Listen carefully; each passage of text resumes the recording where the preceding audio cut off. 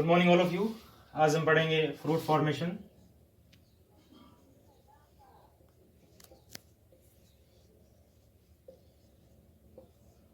For 12th class. तो ये जो फ्रूट फॉर्मेशन होता है ये क्या होता है? पहली बात तो ये आती है कि फ्रूट फॉर्मेशन काफी कहते हैं कि भाई जो फ्रूट फॉर्मेशन जो होता है वो सीड फॉर्मेशन के बाद में होता है। नहीं, जो फ्रूट फॉर्मेशन होता है वो सीड फॉर्मेशन के साथ ही होता है।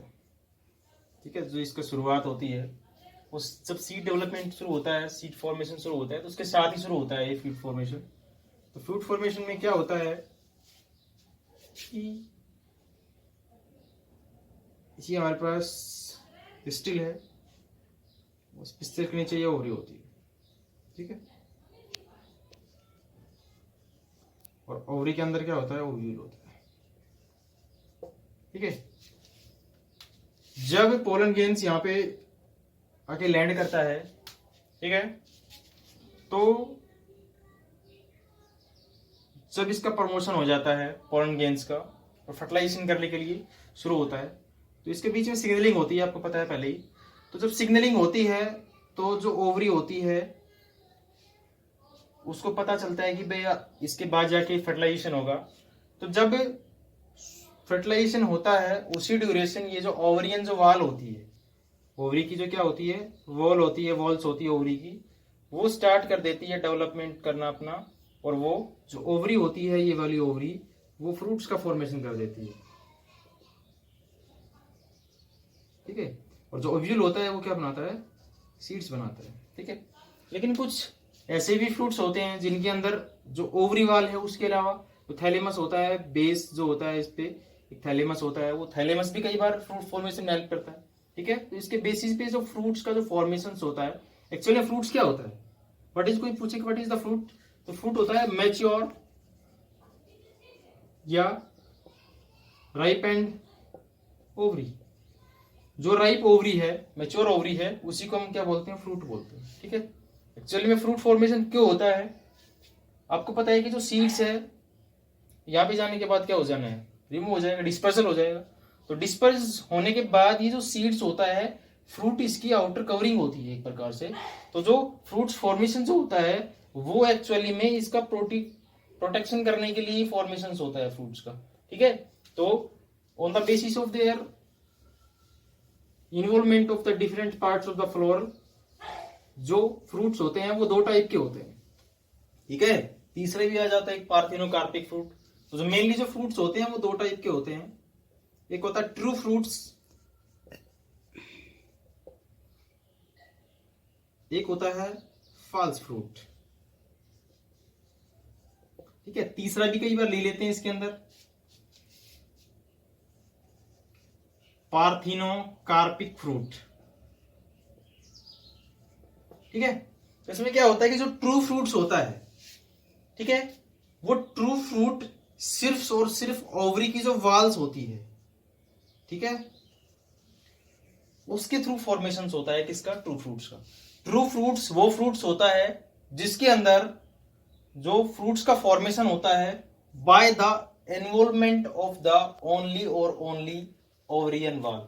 ओवरी की जो वाल्स है उसी के थ्रू जिस फ्रूट्स का फॉर्मेशन होगा, सिर्फ इसी के थ्रू, तो उसको हम बोलते हैं ट्रू फ्रूट्स। और ट्रू फ्रूट्स आपने पढ़ा होगा मैंगो। ठीक है, तो मैंगो भी क्या होता है? एक ट्रू फ्रूट्स होता है। इसके अंदर सिर्फ जो ओवरी होती है वो इसका डेवलपमेंट करती है। ठीक है, तो ये वाला कौन सा हो गया? True fruits. अगर हम बात करते हैं फॉल्स फ्रूट्स की, तो जो फॉल्स फ्रूट होता है, अगर हम बात करते हैं मैंगो की स्ट्रक्चर की, तो मैंगो का स्ट्रक्चर इस टाइप में होता है। ठीक है, इसके अंदर ये क्या होता है? सीड होता है।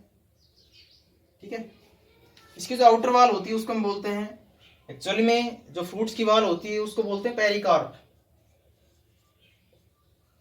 ठीक है, फ्रूट जो होता है वो 3 लेयर से मिलकर बना होता है, उसको हम बोलते हैं पेरिकार्प। और जो आउटर लेयर होती है उसको हम बोलते हैं एक्सोकार्प।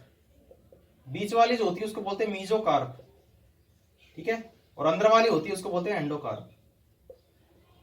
ठीक है, ये वाली कौन सी होगी इसकी? एक्सोकार्प। ये वाला जो है जो हम खाते हैं मेनली जो हम खा रहे हैं वो क्या होता है, मीजोकार्प। किसका, किसकी स्ट्रक्चर है ये, मैंगो की। और जो इसके जो सीड है उसके जो आउटर में जो लेयर होती है सीड में, मतलब सीड कोट के जो बाहर लेयर, उसको हम बोलते हैं एंडोकार्प। ठीक है। तो जो फ्रूट्स होता है उसकी 3 लेयर होती है, कौन कौन सी, एक्सोकार्प जो आउटर में होती है, बीच में जो होती है मिडिल लेयर जो होती है उसको बोलते हैं मीजोकार्प, और जो अंदर होती है उसको बोलते हैं हम एंडोकार्प। ठीक है। तो ये क्या है, ट्रू फ्रूट्स है। उसके बाद क्या आता है फॉल्स फ्रूट्स। तो फॉल्स फ्रूट वो होता है जिसके अंदर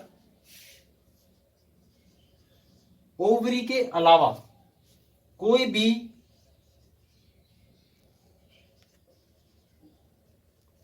फ्लावर का अदर पार्ट इन्वॉल्व हो जाता है, तो उसको हम बोलते हैं फॉल्स फ्रूट।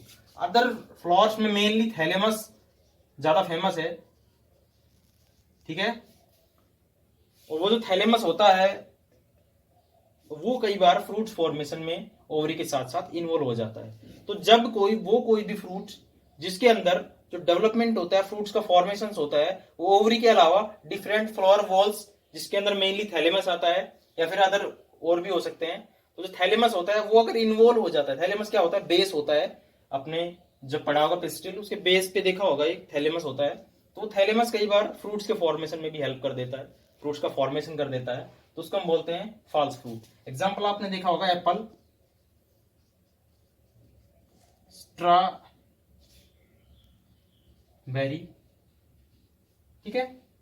तो जब एप्पल का स्ट्रक्चर देखते हो आप, किसका, एप्पल का,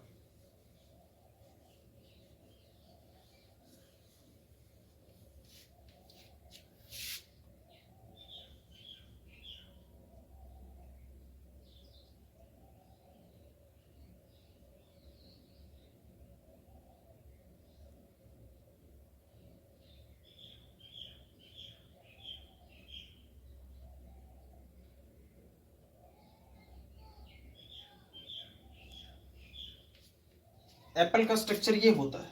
ठीक है। तो एप्पल के अंदर जो आप खा रहे हो, जो आप क्या कर रहे हो, खा रहे हो, वो थैलेमस होता है। ठीक है। जो आप फेंक देते हो, ये वाला पोर्शन, ये वाला, ये वाला, ये वाला इसका ओवरी का बना हुआ फ्रूट होता है। ठीक है। तो जो आपने खाया है एप्पल के अंदर वो क्या है, थैलेमस है।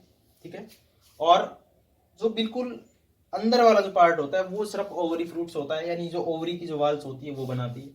और इसके अंदर क्या होता है, ये इसके सीड्स होते हैं। ठीक है। तो जो एप्पल है वो भी क्या है, एक प्रकार से फॉल्स फ्रूट होता है एप्पल। और एप्पल के अंदर जो आपने खाया है वो थैलेमस, इनर वाला जो पोर्शन होता है वो क्या होता है, ओवरी जो बनाती है वो। तो जो आप फेंकते हो वो वाला पार्ट होता है ओवरी का बनाया हुआ फ्रूट, और जो थैलेमस होता है वो आप खाते हो। ठीक है। तो ये क्या किसका था, एप्पल का।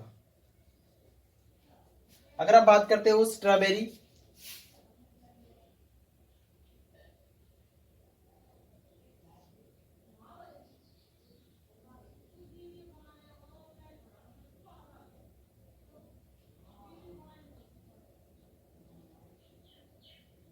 इस टाइप की स्ट्रॉबेरी। ठीक है। तो स्ट्रॉबेरी जो होती है उसकी जो आउटर लेयर होती है उसको बोलते हैं एक्टिन, और इसका अंदर वाला पोर्शन जो होता है वो थैलेमस से बनता है। ठीक है। तो ये क्या था, किसका था, स्ट्रॉबेरी। ठीक है। एप्पल जो होता है इसके अंदर जो मीजोकार्प जो एंडोकार्प वगैरह है ये इधर ही होती है, ये आउटर लेयर में थैलेमस होता है। ठीक है। नेक्स्ट आता है पार्थेनोकार्पिक फ्रूट। तो जो पार्थेनोकार्पिक फ्रूट होता है ये एक प्रोसेस से बनता है जिसको हम बोलते हैं पार्थेनोजेनेसिस।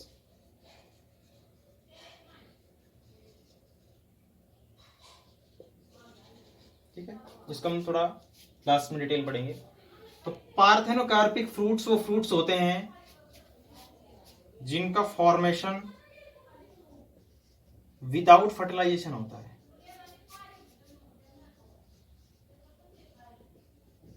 ठीक है।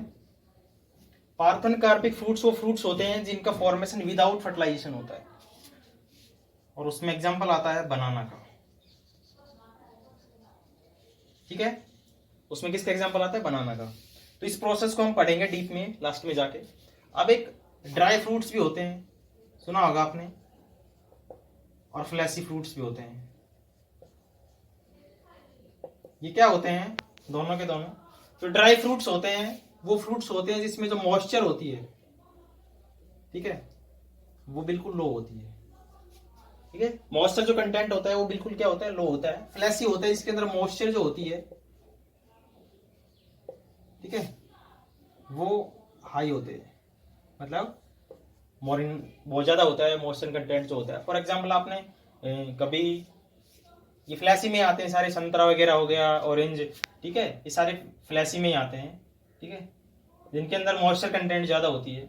ड्राई फ्रूट्स के अंदर जैसे काजू वगैरह होता है, उसके अंदर जो मॉइस्चर कंटेंट होता है वो बिल्कुल लो होता है। तो वो फ्रूट्स जिनके अंदर मॉइस्चर कंटेंट जो होता है वो बिल्कुल लो होता है, उसको हम ड्राई फ्रूट्स बोलते हैं। फ्लैशी फ्रूट्स वो उसको बोलते हैं जिसके अंदर मॉइस्चर कंटेंट जो होता है वो ज्यादा होता है, हाई होता है। ठीक है, तो नेक्स्ट हम इसी फ्रूट्स के अंदर पढ़ेंगे पार्थेनोजेनेसिस, जो मेन है।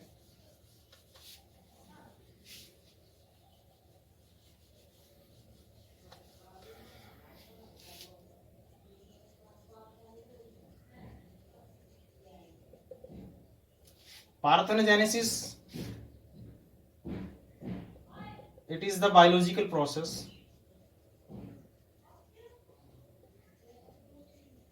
in which formation of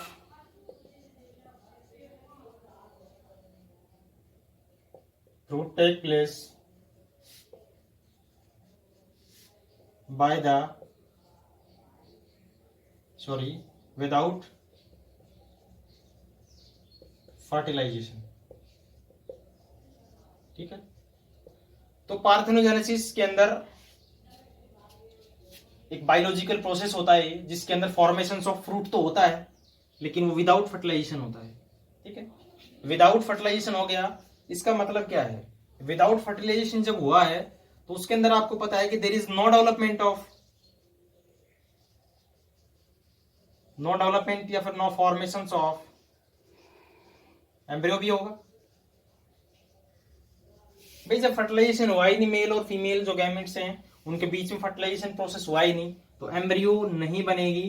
तो जब एम्ब्रियो नहीं बनेगी तो उस ड्यूरेशन क्या होता है कि वो सीडलेस प्लांट होगा, सीडलेस फ्रूट होगा। वो उस फ्रूट्स के अंदर सीड नहीं होगा, सीडलेस होगा वो। क्यों? क्योंकि जब तक एम्ब्रियो नहीं बनेगी तो उसके अंदर सीड नहीं बनेगा। तो ये जो इनको हम पार्थेनोकार्पिक फ्रूट बोलते हैं। ये जो पार्थेनोकार्पिक फ्रूट्स होते हैं विदाउट फर्टिलाइजेशन इनका फॉर्मेशन होता है। तो जब विदाउट फर्टिलाइजेशन फॉर्मेशन होता है तो due to lack of formation of embryo there is no any type of seed in the fruits. अब ये जो पार्थेनोजेनेसिस होता है ये किस टाइप से होता है? तो इसके अंदर दो प्रोसेस आते हैं मेनली। एक होता है नेचुरल फिनोमिना या नेचुरल प्रोसेस, नेचुरल पार्थेनोकार्पी या पार्थेनोजेनेसिस कैसे होता है, और एक होता है आर्टिफिशियल प्रोसेस। ठीक है, तो जो नेचुरल प्रोसेस होता है, इन नेचुरल प्रोसेस के अंदर कि अगर उसका मेल रिप्रोडक्टिव पार्ट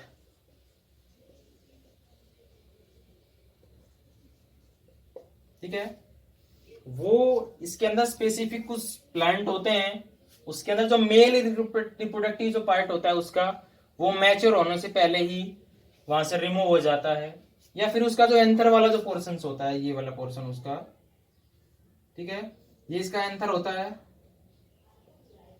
और ये इसका फिलामेंट होता है। ठीक है, कुछ केसेस के अंदर जो एंथर होता है वो फिलामेंट्स के थ्रू हीटअप कर लिया जाता है। अब इसके अंदर जो रिप्रोडक्शन है उसमें जो फर्टिलाइजेशन होता है, तो उस फर्टिलाइजेशन का जो प्रोसेस हो उसके लिए यहाँ पे एंथर के अंदर जो पोलन ग्रेन्स होते हैं वो मिलेंगे नहीं इसको। ठीक है, और स्पीसीज के जितने भी प्लांट्स होते हैं सारे के सारे, काफी सारे प्लांट्स हैं जो ये पार्थेनोकार्पिक नेचुरल प्रोसेस शो करते हैं। एग्जांपल अभी बताएंगे आपको। फॉर एग्जांपल बनाना जो होता है उसमें ठीक है, ये नेचुरल प्रोसेस ही होता है। और इसमें क्या होता है कि जैसे इसका जो एंथर था, ये वाला पोर्शन जो है ये डेhiscence हो जाता है उसका, और डेhiscence भी कब होता है, बिफोर मैचुरेशन। बिफोर मैचुरेशन हुआ तो इसको फर्टिलाइजेशन करने के लिए इसका जो पॉलन ग्रेन्स है पॉलिनेशन होगा, करता ही नहीं है। तो जब पॉलिनेशन नहीं होगा तो फर्टिलाइजेशन भी नहीं होगा।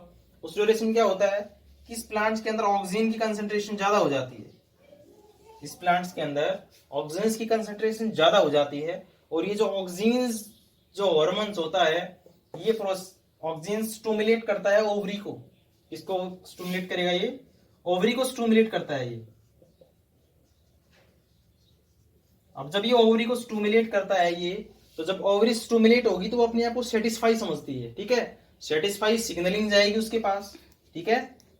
तो ओवरी अपने आप को सेटिस्फाई समझती है, और ये जो ओवरी होती है ये बनाना शुरू कर देती है फ्रूट्स, ठीक है। लेकिन विदाउट फर्टिलाइजेशन, इसके अंदर फर्टिलाइजेशन ना हुआ तो इस सीड जो होता है वो इसके अंदर फ्रूट्स के अंदर नहीं बनेगा, तो इसलिए जो फ्रूट्स होता है वो सीडलेस हो गया। तो ये वाला जो प्रोसेस होता है ऑक्सीजन कंसंट्रेशन की वजह से होता है। और ये नीट में काफी बार पूछा गया है कि पार्थेनोकार्पी जो होता है, पार्थेनोजेनेसिस प्रोसेस होता है, उसके अंदर कौन सा हार्मोन्स होता है जो नेचुरल पार्थेनोकार्पी कोज करता है? तो उसका आंसर आएगा ऑक्सीन, ठीक है। 2015 का जो उठा के देख लेना पेपर है, उसके नीट में आया हुआ है ऑक्सीन। जो आर्टिफिशियल प्रोसेस होता है उसके अंदर भी कुछ ज्यादा कुछ नहीं है, by the role of hormones ही है, ठीक है। अब ये जो आर्टिफिशियल प्रोसेस होता है, आर्टिफिशियल पार्थेनोजेनेसिस जो होता है, उसके अंदर भी हम क्या करते हैं, ऑक्सीन्स की और